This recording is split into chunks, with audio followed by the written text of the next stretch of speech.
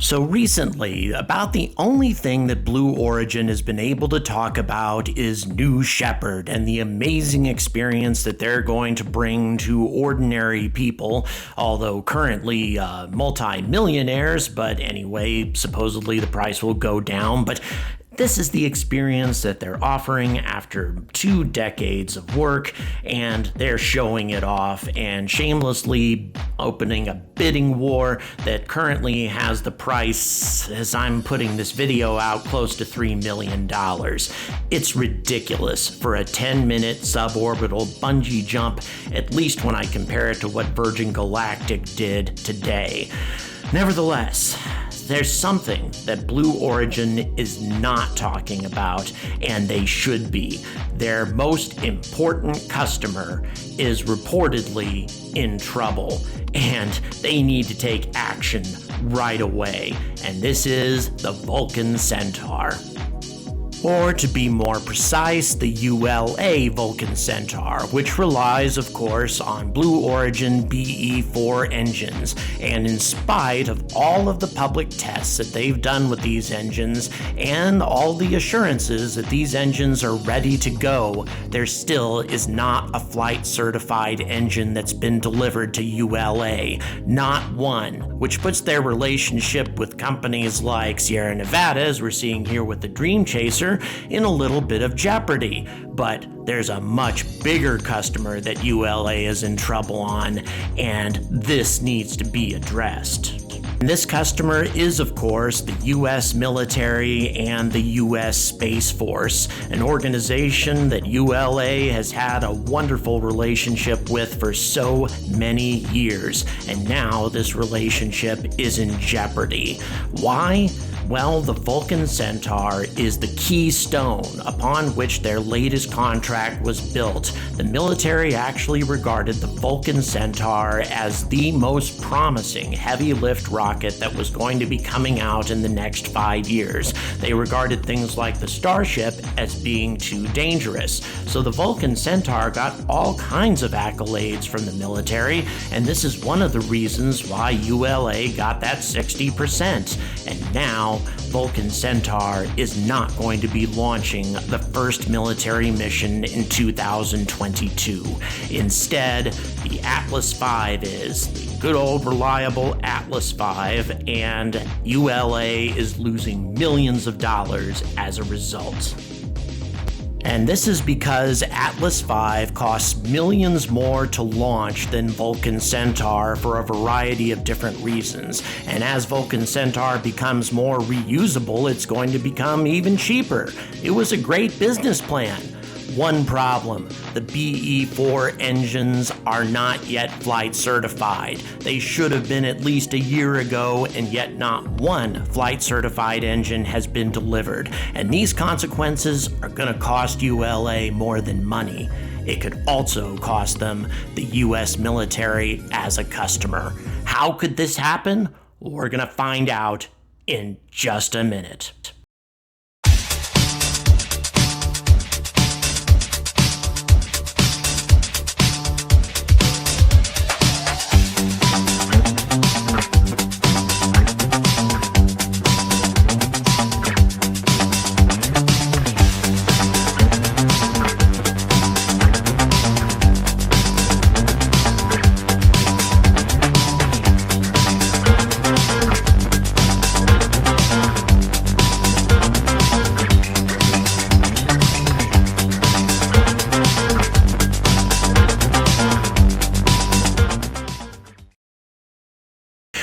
Good evening, and welcome to another episode of the Angry Astronaut. So once again, I found myself blindsided by a topic that I really wasn't planning on.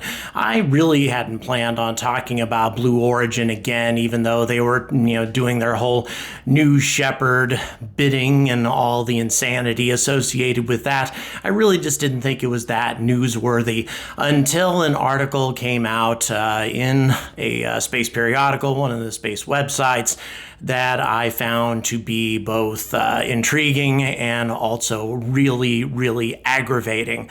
It got me extremely pissed off. And this is the Vulcan Centaur, a rocket that I've spoken very positively about a number of times, and now there's strong evidence to indicate that Vulcan Centaur may be in trouble. And the reason that it's in trouble is because of the usual suspects. Now, I don't have completely verifiable proof of this.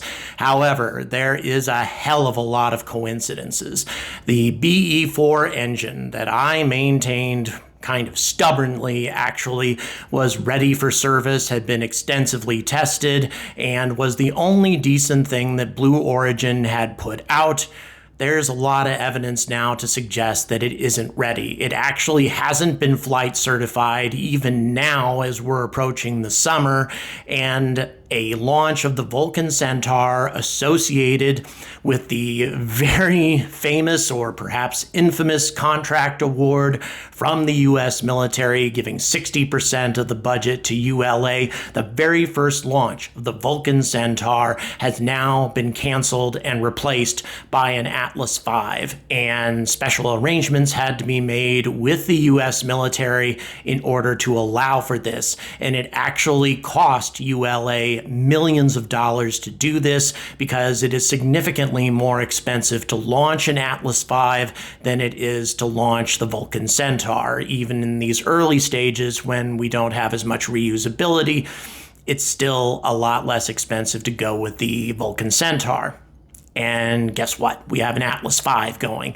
And the only thing that there seems to be verifiable evidence to suggest may be wrong with this rocket is the engines, and the fact that we still, as of today, as of me putting out this video, do not have a certified flight-ready engine from Blue Origin for ULA, in spite of assurances that everything will be ready on time. This puts so many things at risk, not just ULA, not just their contracts with the military, and that's a really big deal as it is, as I'm going to explain as the video goes along. But on top of that, even Artemis, because the very first launch associated with Artemis, a very critical launch, is going to be carried out, or is scheduled to be carried out, by the Vulcan Centaur, and that is the Peregrine lander. I should have known better. I should have known better than to come out with anything positive about Blue Origin. But in any event, I'm back to my old ways, and you're going to find out just how pissed off I am and why right now. So let's quickly review why the U.S. military regards the Vulcan Centaur as being the most promising heavy rocket coming out. I mean, comparatively speaking, if you're talking about its point in development versus the Starship, it's much further along and ready for service. At least that's what ULA claims. And it can carry the same mass as the Falcon Heavy to geosynchronous transfer orbit, which is where military satellites tend to go, but it can carry a much larger volume. Look at the difference between the Vulcan Centaur's fairing and the Falcon Heavy. Just a massive difference. And so consequently, the military insisted that SpaceX develop a new fairing for the Falcon Heavy. Not exactly a cheap thing to do. In addition, the military refused to pay for this new development, and SpaceX sued and lost. And as a result, the Vulcan Centaur came out on top, and so did ULA with 60% of the funds. It was a tremendous victory for this company over their most enormous rival, and now that victory may be slipping away from them. And losing this lawsuit had a big impact on SpaceX's pricing when it came to the contracts that it's going to be carrying out with the U.S. military over the next 5 years, because they're billing the U.S. military a bit on every launch for the cost of developing the fairing. As a result, ULA was able to deliver the first 2 missions that they're carrying out for just a little bit more than SpaceX is charging for one. Even though the Falcon Heavy is mostly reusable and the Vulcan Centaur currently is not, still ULA came out ahead and looking very competitive as far as the military was concerned when it came to the price of the first contracts. And this was extremely annoying to Elon Musk because he's done with the Falcon Heavy. The Starship is where his focus is. That's what he believes is the future of spaceflight. The Falcon Heavy is something that should be retired as quickly as possible. Instead, he's being forced to invest hundreds of millions of dollars in investing in a larger fairing for this rocket by the military. But he has to, otherwise he doesn't get the contracts. So ULA was sitting pretty there for a while, until now. See, up to this point, ULA seemed to be moving forward fantastically. They had a whole new production system for Vulcan using extremely lightweight materials, very, very light, and therefore making the Vulcan Centaur a much lighter vessel than previous rockets, and therefore requiring less thrust to get more payload into orbit. They were also extremely efficiently constructed and at a very low cost. So even without reusability, this is a rocket that was able to compete with the Falcon Heavy on just about every level. And given that it was able to carry a much greater volume than the Falcon Heavy, the military decided that this was a superior rocket. And there's a pretty good argument to be made for that, at least until Falcon Heavy comes out with a new fairing. So everything was looking really, really good until it wasn't. Rumors began to circulate that the BE-4 was still having problems, and obviously without the BE-4, the Vulcan Centaur was not going anywhere, and establishing a contract with a new company was going to delay this thing for years and years to come. So, the BE-4 being fully functional and reliable was an absolutely critical part of this project, and they'd been working on it for almost 6 years at this point, and according to ULA, everything was going well, and ULA, like myself, was hypnotized by scenes like this.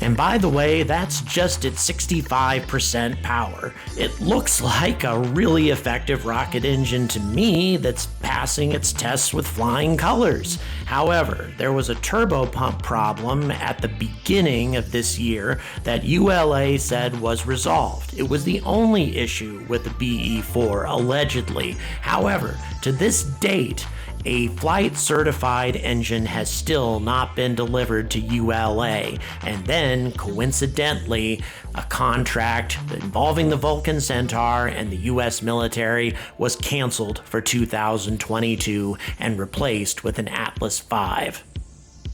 So what's the big deal, you may ask? Just go ahead and replace these military launches with Atlas Vs for the future until the Vulcan Centaur is ready. Yeah, ULA may lose a little money off the deal, but they'll still be able to keep the customer, right? Wrong. After 2022, any rockets utilizing Russian engines, or to be more precise, any engines that weren't developed in the United States, cannot carry military payloads. That is by US federal law, which means if Vulcan Centaur doesn't get going by 2023, they lose all of their military contracts, and it gets worse from there.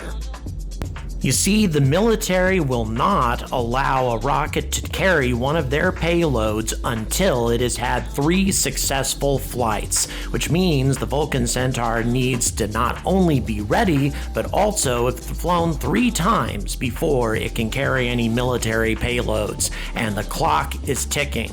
They have the Peregrine launch, and they have the first launch of the Dream Chaser, and that's pretty much about it. And will they be ready for either of those those launches, there's a lot of serious doubt associated with that. And by the way, those 2 launches will be sufficient for ULA because out of an act of desperation, they turned all of their proprietary information about the Vulcan over to the US government to prove that it was a reliable rocket. If they hadn't done that, they would need another launch in order to satisfy the military.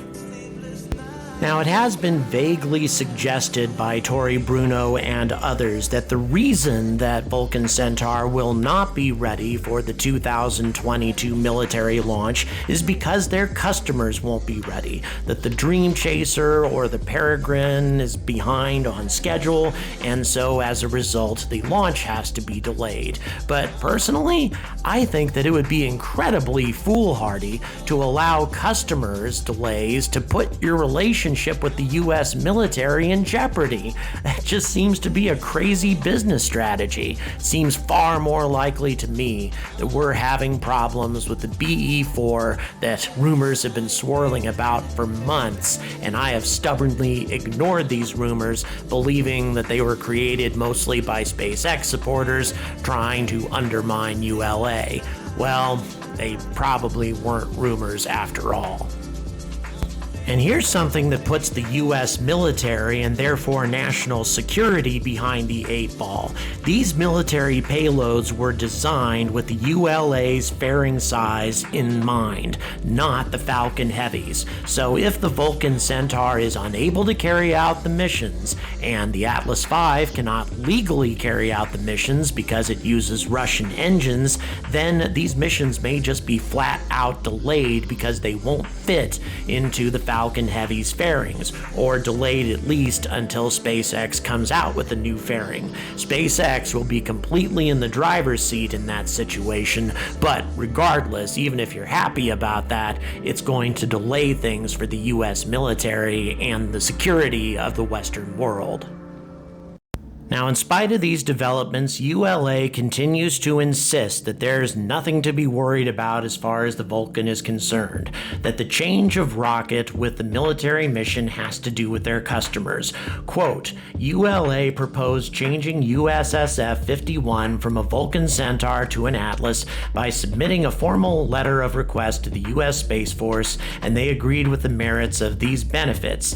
This change allows for ULA's first 2 Vulcan Centaur missions, which are for commercial customers, to launch when they are ready and not impact the Space Force's mission, unquote. But this explanation doesn't hold up to scrutiny, in my opinion, and in the opinions of other journalists in the field.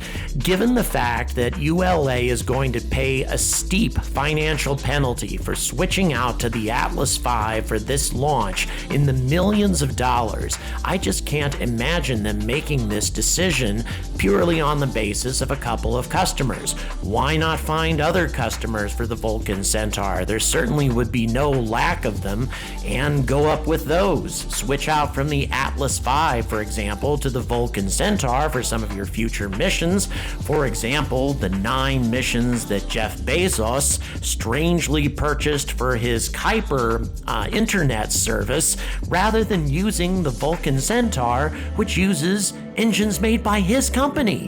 Why is he going for the Atlas V with those 9 missions instead of a rocket that uses his engines? That indicates some very serious warning signs to me, on top of other factors which I will discuss in the closing comments. But before that, I want to talk about another really serious potential consequence. Obviously, the Peregrine lander and all it represents for Artemis is at risk, but check this out.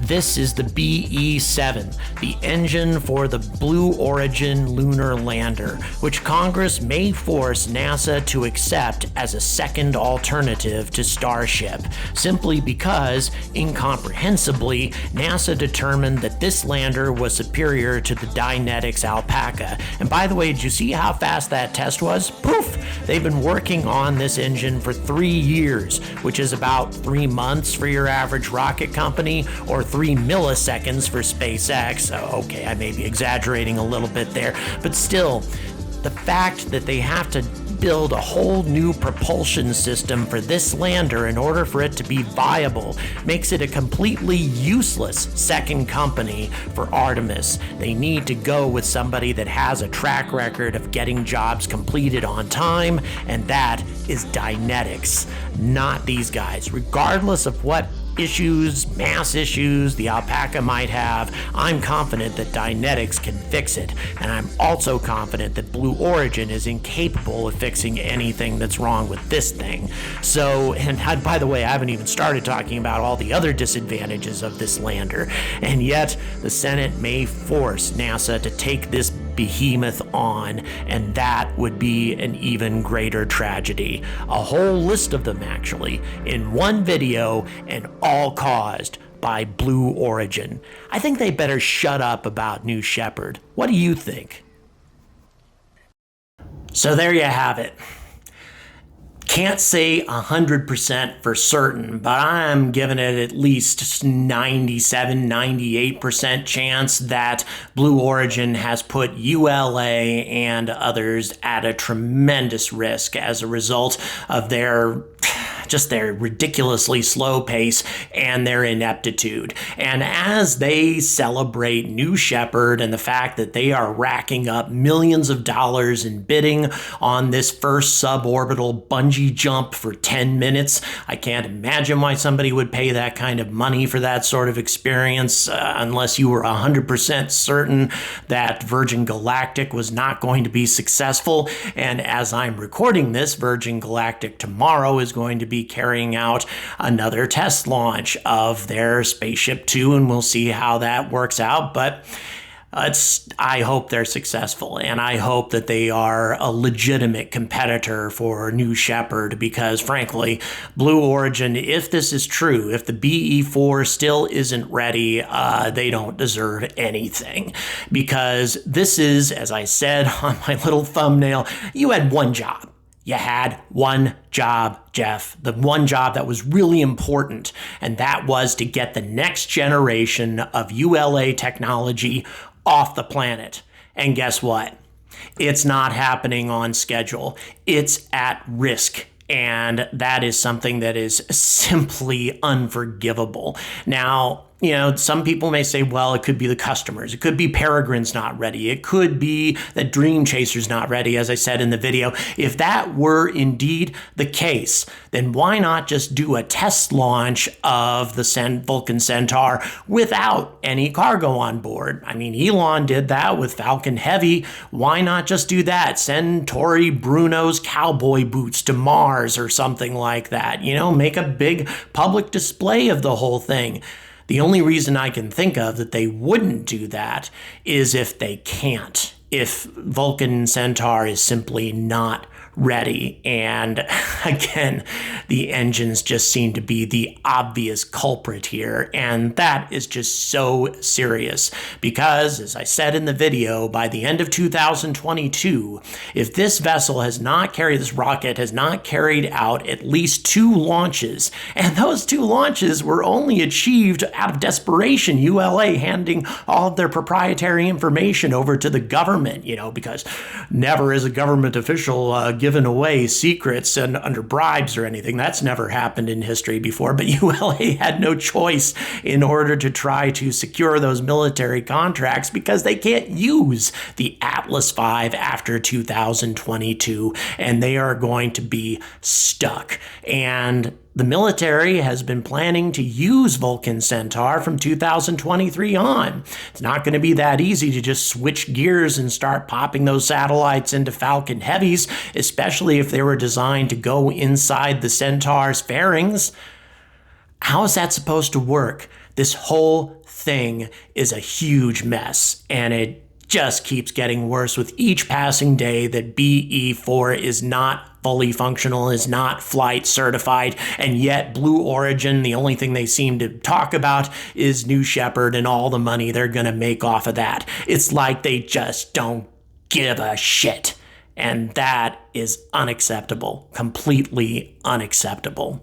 So, if you like the way that I put things as blunt and as rude as I can be, And this one I got really upset about. So in any event, my apologies for that, but I am what I am, and that's why I call myself the Angry Astronaut. If you like all of this, it's all in the description. Many ways to support me, including Spaceship Mania, and please include the code ANGRY15 if you want your own starship, your own Crew Dragon. It's all there in the description, or just a like and a subscribe, and I'll be very happy one way or the other. So until Vulcan Centaur does fly, until Blue Origin does their damn job and get their engines functioning properly and get this extremely important rocket into orbit, I urge all of you to stay angry about space.